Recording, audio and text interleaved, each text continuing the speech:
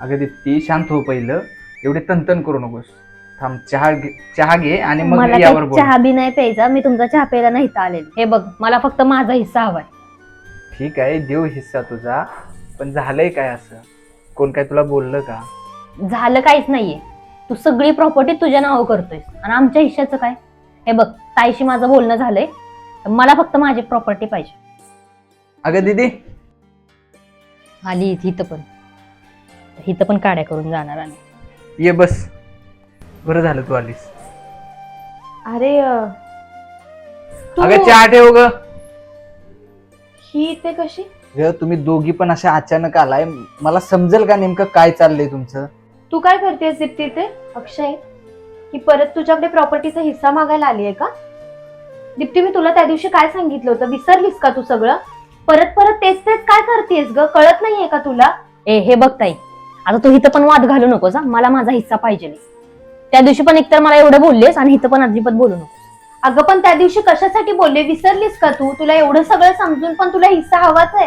हो, मला हवाच आहे, कारण आपला अगं, तेवढाच थांबा, अधिकार आहे. थांबा, मी वाद घालू नका.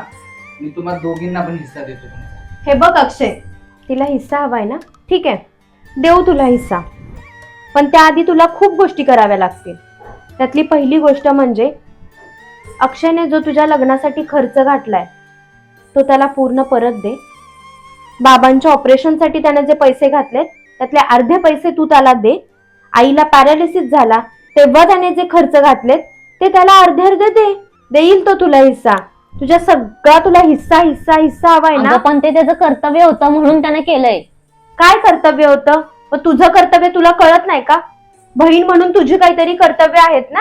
हे बघ ताई, तुला जे बोलायचंय ना ते बोललेस. 10 वेळा मला तेच नाही ऐकायचंय. मला फक्त माझा हिस्सा पाहिजे म्हणजे पाहिजेच. आणि नाही दिला ना तर तो कसा घ्यायचा ना तो मला बरोबर माहिती. तू मूर्ख आहेस का ग? पैशासाठी ना सख्या भावाची पण वैरीण झाली आहेस तू.